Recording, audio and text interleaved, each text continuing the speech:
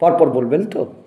তিনি বলছেন ত্যাজ্যং দোষবাদী তেকে কর্ম পাহু নিশন যজ্ঞ দান তাপ কর্ম ন ত্যাজমিতি চা পরে। এখানে আমরা তিনটা জিনিস, তিনটা শব্দে ধ্যান দেব। যজ্ঞ, দান, তপস্যা।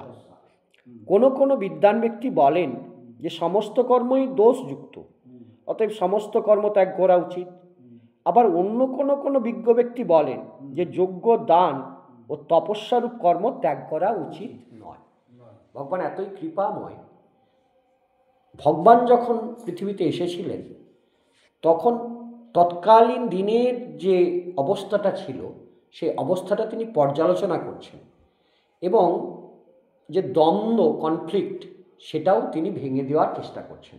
তাহলে কেউ কেউ কি বলছেন যে কেউ বলছেন যে কর্ম মানেই সেখানে দোষ থাকবে, তাহলে দোষ থাকলে সব কর্মই ত্যাগ করে দেওয়া।